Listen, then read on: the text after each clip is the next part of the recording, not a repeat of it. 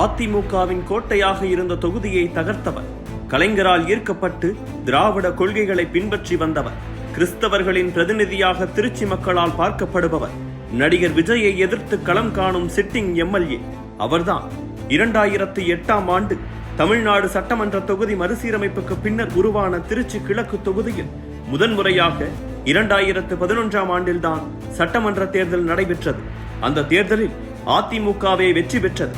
அதனை அடுத்து நடந்த 2016ஆம் ஆண்டு சட்டமன்ற தேர்தலிலும் அதிமுகவே மீண்டும் வெற்றி பெற்றது.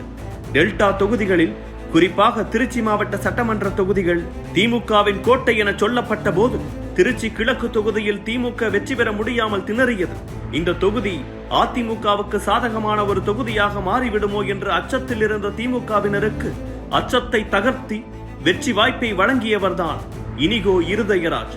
ஜூலை 20ஆம் தேதி 1971ஆம் ஆண்டு திருச்சி மாவட்டத்தில் ஒரு கத்தோலிக்க குடும்பத்தில் பிறந்த இனிகோவின் தந்தை தூய லூர்து அன்னை தேவாலயத்தில் உபதேசியாகவும் தூய ஜோசப் கல்லூரியில் இயற்பியல் துறையில் ஊழியராகவும் பணியாற்றினார். 6 பேர் கொண்ட நடுத்தர குடும்பத்தில் பிறந்த இனிகோ தமிழ் வழி கல்வி மூலமாக பள்ளி படிப்பை முடித்தார். பின்னர் திருச்சியில் இளநிலை கல்லூரி படிப்பை முடித்துவிட்டு சென்னை லயோலா கல்லூரியில் முதுகலை சோசியல் ஒர்க் பட்டப்படிப்பை முடித்தார்.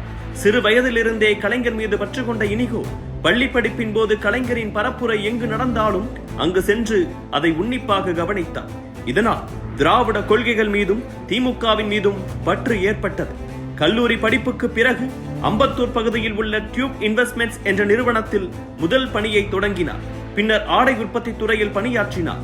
தன்னுடைய கடின உழைப்பால் கிடுகிடுவென வளர்ந்து தொழிற்சாலையின் மேலாளராக பதவி வகித்தார். இங்கு கற்றுக்கொண்ட தொழில் யுக்தியின் மூலம் ஒரு ஆடை வர்த்தக நிறுவனத்தை நிறுவினார். பல நாடுகளுக்கு ஏற்றுமதி செய்யவும் தொடங்கினார். இதன் பின் பல தொழில்களை முன்னெடுத்து அதிலும் வெற்றியை கண்டார். ஒரு பக்கம் தொழிலில் சிறந்து விளங்கி வந்த இனிகோ அதனை தொடர்ந்து கிறிஸ்தவ சிறுபான்மை மக்களுக்கு எதிராக நடக்கும் அநீதியை எதிர்த்து குரல் கொடுக்க கிறிஸ்தவ நல்லெண்ணெய் இயக்கம் என்ற இயக்கத்தை தொடங்கினார். சிறு வயதிலிருந்தே கலைஞரின் பேச்சு, அவருடைய அரசியலை மிகவும் நேசித்த இனிகோ இருதயராஜ் கலைஞருடைய செயல்பாடுகளை பாராட்டும் வகையில் அவருடைய 84வது பிறந்த நாளை முன்னிட்டு கலைஞரின் வாழ்க்கையை முழுவதும் குறிக்கும் வகையில் இசை நாடகம் ஒன்றை இயக்கினார். இதனைத் தொடர்ந்து கலைஞருக்கு நேரடி நட்பு கிடைக்க அரசியலில் தன் பயணத்தை பின்னணியிலிருந்து தொடங்கினார். அவர் நடத்தும் சமத்துவ கிறிஸ்துமஸ் நிகழ்ச்சி என்பது பெரும் பேசுபொருளாக இருக்கும். திமுகவின் முக்கிய தலைவர்கள் தொடங்கி மற்ற மத போதகர்கள், வேற்று மத இயக்க தலைவர்கள் என அனைவரையும் அழைத்து நிகழ்ச்சியை மிக பிரம்மாண்டமாக நடத்துவார் இனிகோ. கல்வி கற்க முடியாமல் சிரமப்படும் மாணவ மாணவிகளுக்கு தன் இயக்கம் மூலமாக உதவினார். திமுக தலைவர்களோடு நெருக்கமாக இருந்த இனிகோ நேரடி அரசியலில் இறங்கி மக்களுக்கு அரசியல் தொண்டாற்றலாம் என விரும்பினார். திமுகவில் இருக்கும் தன் செல்வாக்கை பயன்படுத்தி தன் இயக்கத்தின் பலத்தை நம்பி சீட் கேட்க அவருக்கு உதயசூரியன் சின்னத்தில் போட்டியிட சீட் கிடைத்தது. திருச்சியை சொந்த ஊராக கொண்டிருந்தாலும் கல்லூரி படிப்பிற்கு பின் அவர் பெரும்பாலும் திருப்பூர், சென்னையிலேயே வசித்து வந்தார். அவர் சென்னையில் சீட் கிடைக்கும் என எண்ணினார். ஆனால் அவருக்கு ஒதுக்கப்பட்ட சீட் இருமுறையும் திமுக தோல்வியை தழுவிய திருச்சி கிழக்கு தொகுதிதான். ஆனால் அது அவருக்கு சாதகமான தொகுதியாக மாறியது. கிறிஸ்தவ வாக்குகள் அதிகமுள்ள அந்த தொகுதியில் இனிகோ இருதயராஜ் தன்னை எதிர்த்து போட்டியிட்ட முன்னாள் அமைச்சர் வெல்லமண்டி நடராஜனை விட 50,000க்கும் அதிகமான வாக்குகள் வித்தியாசத்தில் வெற்றி பெற்றார். இதையடுத்து தொகுதி மக்களுக்கு தேவையான அனைத்தையும் செய்து தர முயற்சி மேற்கொண்டார் இனிகோ.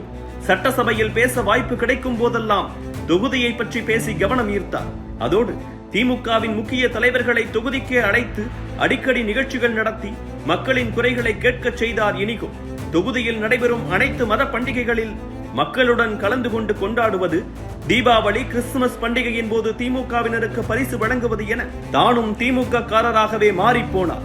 ஆனால் திடீரென திமுகவின் கூட்டணியில் 15 வருடங்களாக இருக்கிறோம், கிறிஸ்தவர்களுக்கு முதலமைச்சர் பல நலத்திட்ட உதவிகளை செய்ய அனுமதி வழங்கினாலும் அதிகாரிகள் அதை நிறைவேற்ற விடாமல் தடுக்கின்றனர் என்று தன் அதிருப்தியை வெளிப்படுத்தினார்.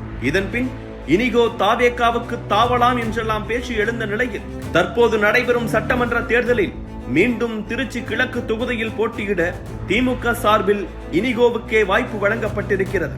அவர் எதிர்க்கப் போவது எந்த கட்சியில் இணைவார் என சொல்லப்பட்டதோ